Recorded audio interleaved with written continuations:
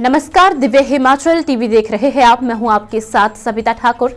इस news bulletin में बात करेंगे दिन भर की बड़ी खबरों पर। शुरुआत हेडलाइन से।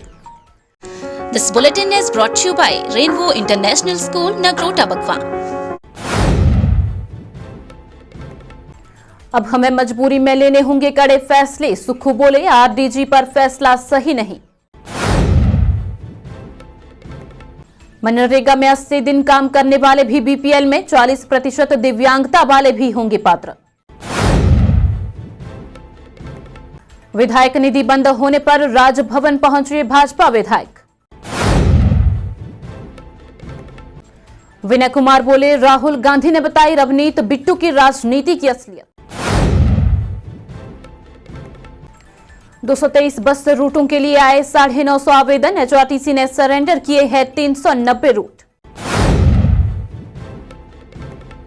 हिमाचल की बेटी अनुष्का ने परीक्षा पे चर्चा में पीएम मोदी से किया संवाद। हिमाचल में पुलिस भर्ती पर हलचल तेज और 800 कांस्टेबल की होगी भर्ती। अब खबरें विस्तार से। मुख्यमंत्री सुखविंदर सिंह सुक्खू ने ऊना, हमीरपुर और सिरमौर जिला के विधायकों की बैठक की अध्यक्षता की। इस दौरान विधायकों की प्राथमिकताएं जानने के दौरान सीएम ने कहा कि 16वें वित्त आयोग ने प्रदेश को कर्ज में डुबोने की कोशिश की है।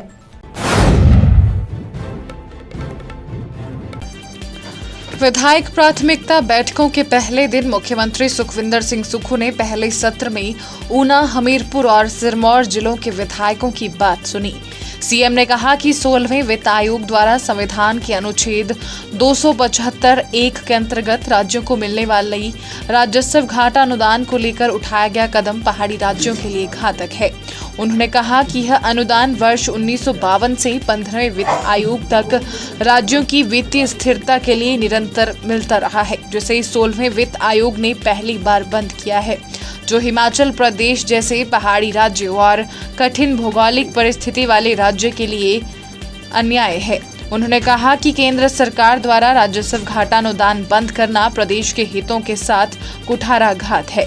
उन्होंने कहा कि 15वें वित्त आयोग ने हिमाचल प्रदेश के लिए 37,199 करोड़ रुपए के राजस्व घाटा अनुदान की सिफारिश की थी। इसके अलावा कोरोना काल के दौरान पिछली भाजपा सरकार को वित्त आयोग की अंतरिम रिपोर्ट के आधार पर राजस्व घाटा अनुदान के रूप में 11,431 करोड़ रुपए की सहायता मिली थी। उन्होंने कहा कि अनुदान बंद कर देने से राज्य को लगभग 50,000 करोड़ रुपए का नुकसान होगा।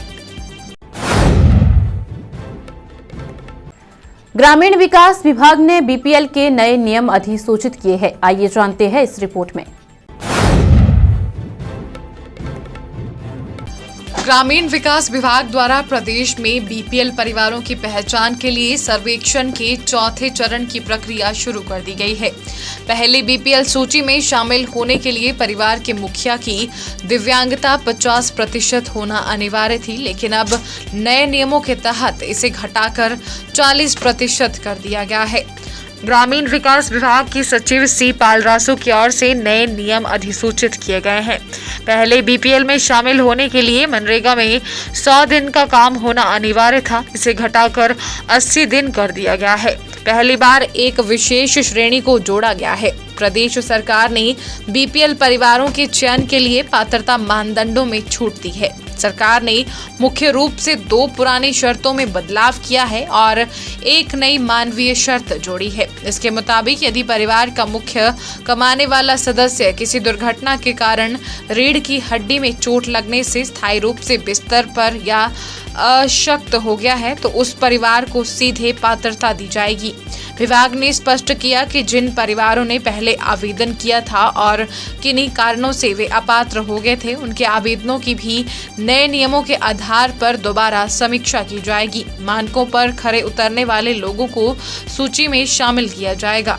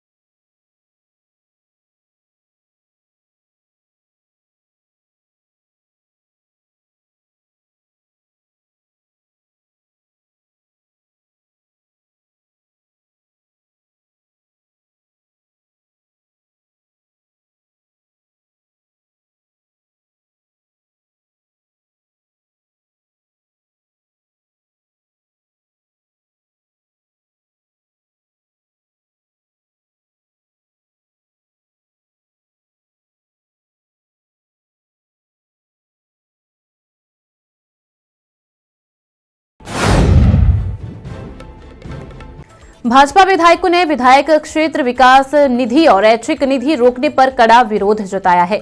इस मुद्दे को लेकर भाजपा विधायक दल ने नेता प्रतिपक्ष जयराम ठाकुर के नेतृत्व में राज्यपाल शिव प्रताप शुक्ल को प्रदेश कांग्रेस सरकार के खिलाफ एक विस्तृत ज्ञापन सौंपा। भाजपा विधायक दल ने नेता प्रतिपक्ष जयराम ठाकुर के नेतृत्व में राज्यपाल शिव प्रताप शुक्ल को प्रदेश कांग्रेस सरकार के खिलाफ एक विस्तृत ज्ञापन सौंपा।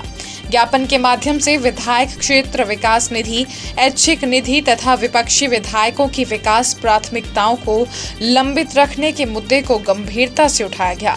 ज्ञापन में राज्यपाल को अवगत करवाया गया कि प्रदेश सरकार अक्टूबर 2025 के बाद से विधायक क्षेत्र विकास निधि जारी नहीं कर रही है, जिसके कारण विधायकों को अपने अपने विधानसभा क्षेत्रों में जनता से किए गए विकास कार्यों के वायदे पूरे करने में भारी कठिनाई का सामना करना पड़ रहा है।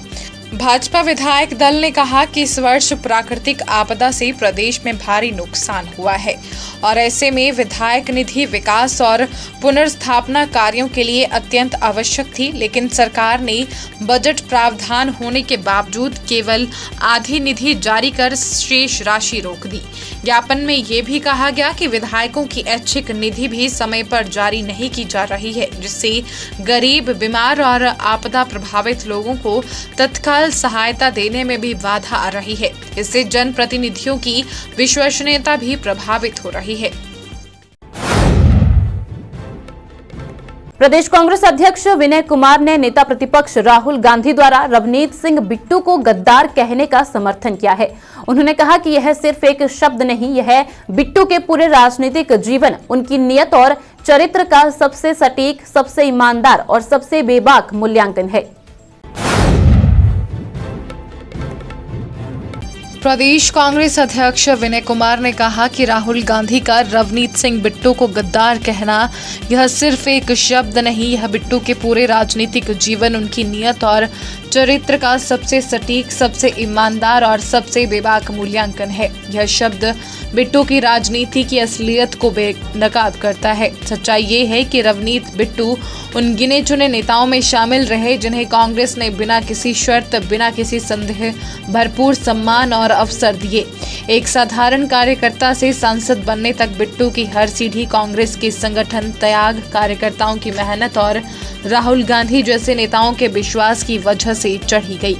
कांग्रेस ने उन्हें पहचान दी, पद दिया, मंच दिया और जनता के बीच उन्हें एक नेता की तरह खड़ा किया। लेकिन जब व्यक्तिगत लालच, सत्ता का नशा और निजी फायदे की चमक आंखों पर भारी पड़ गई, तब बिट्टू ने वही किया जो सिद्धांतहीन, अवसरवादी और लालची नेता करते हैं। उन्होंने पार्टी की विचारधारा बेच दी, भरोसा तोड़ दिया, पार्टी की निष्ठा को पैरों तले रौंद दिया और भाजपा की गोद में जाकर बैठ गए। यह केवल पार्टी छोड़ना ही नहीं था, यह विचारधारा, विश्वास और नैतिकता सबकी खुली गद्दारी थी। विनय कुमार ने कहा कि कांग्रेस विचारधारा का घर है, लेकिन बिट्टू जैसे लोग इस घर में रहने नहीं आते, वे बस लेने आते हैं। एचआरटीसी ने जो बस रूट सरेंडर किए हैं उन पर निजी बसें चलाई जाएंगी। इसके लिए प्राइवेट बस ऑपरेटर्स से आवेदन मांगे गए हैं। इन निजी बस रूटों के लिए परिवहन विभाग 8 फरवरी तक आवेदन लेगा। हिमाचल प्रदेश परिवहन विभाग ने प्रदेश के 390 बस रूटों पर निजी बसें डालने के लिए राज्य के बेरोजगार युवाओं और बस ऑपरेटर्स को मौका प्रदान किया है। ऐसे में 8 फरवरी तक परिवहन विभाग द्वारा प्रकाशित बस रूटों पर बसें चलाने के लिए आवेदन किए जा सकते हैं। परिवहन विभाग द्वारा प्रकाशित किए गए रूटों में अब तक 223 रूटों पर बसें चलाने के लिए आवेदन किए गए हैं। इसके लिए राज्य के विभिन्न क्षेत्रों से अब तक 950 लोगों ने आवेदन किए हैं। हालांकि अभी तक 2 दिन तक और आवेदन किए जा सकते हैं। विभाग ने किस जिला और किस क्षेत्र को कितने रूट प्रदान किए हैं, इसकी पूरी जानकारी डिपार्टमेंट ऑफ ट्रांसपोर्ट की वेबसाइट पर डाली गई है। जो भी युवा बेरोजगार पब्लिश किए गए रूटों पर बस डालकर स्वरोजगार उत्पन्न करना चाहता है, वह 18 सीटर टेम्पो ट्रैवलर भी डाल सकता है। इसके अलावा 42 सीटर तक बस भी पब्लिश रूटों पर डाली जा सकती है। इनमें परिवहन विभाग द्वारा हालांकि पहले बसों को ही वरीयता दी जाएगी, लेकिन किसी रूट पर यदि कोई बस परमिट नहीं मिलता है या कोई भी बस चलाने को इच्छुक नहीं है तो ऐसे में 18 सीटर टेम्पो ट्रैवलर को परिवहन विभाग द्वारा रूट दिया जाएगा।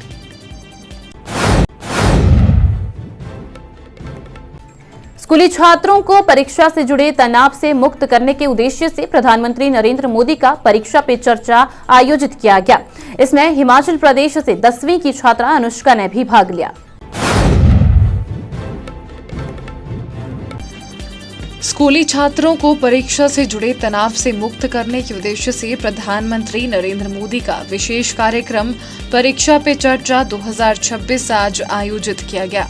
कार्यक्रम की खास बात ये रही कि हिमाचल प्रदेश के लाहौल स्पीति जिले के government senior secondary school Udaipur की 10वीं कक्षा की छात्रा अनुष्का को प्रधानमंत्री से सीधे संवाद करने का अवसर मिला। दिल्ली में आयोजित कार्यक्रम के दौरान प्रधानमंत्री से संवाद करते हुए अनुष्का ने उनकी पुस्तक एग्जाम वॉरियर्स का उल्लेख किया और बताया कि इस पुस्तक ने उन्हें परीक्षा के डर से बाहर निकलने में मदद की है।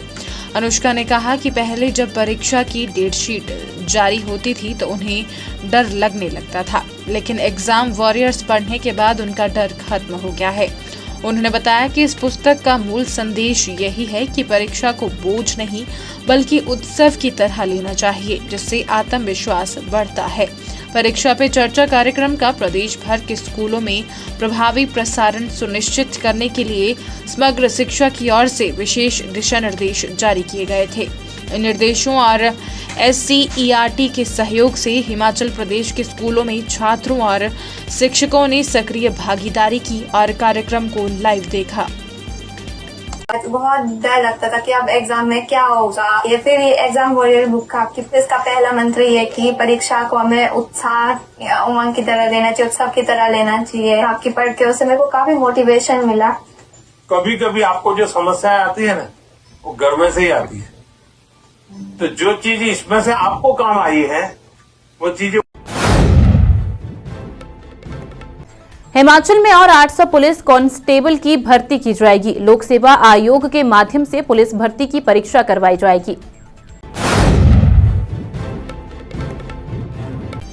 हिमाचल प्रदेश पुलिस ने आगामी पुलिस भर्ती के लिए प्रक्रिया शुरू कर दी है। 800 पुलिस कांस्टेबलों के पदों पर की जाने वाली इस भर्ती की परीक्षा लोक सेवा आयोग के माध्यम से करवाई जाएगी। प्रदेश सरकार यह कदम हिमाचल प्रदेश पुलिस को और मजबूत करेगा तथा इससे कानून व्यवस्था को बेहतर तरीके से लागू करने में सहायता मिलेगी। पुलिस APT विंग द्वारा पुलिस भर्ती की प्रक्रिया शुरू कर दी गई है।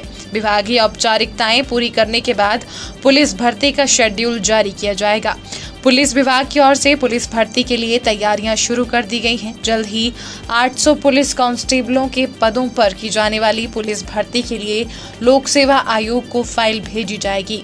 800 पुलिस कांस्टेबल के पदों में 240 पद महिला कांस्टेबलों के भरे जाएंगे, जबकि बाकी 560 पद पुरुष कांस्टेबलों के भरे जाएंगे।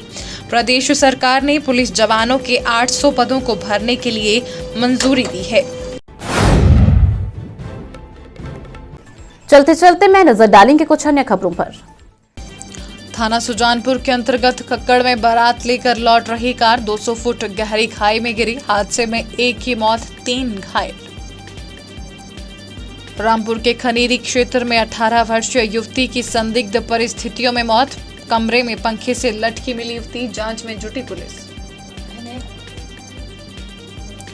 शादी में जीजा पर साले ने बरसाए लात घूंसे। मारपीट में घायल जीजा अस्पताल में भर्ती। पुलिस कर रही मामले की जांच।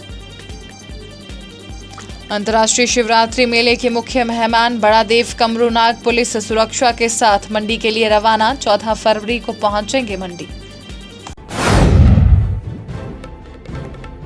न्यूज बुलेटिन में फिलहाल इतना ही। देखते रहिए दिव्य हिमाचल TV।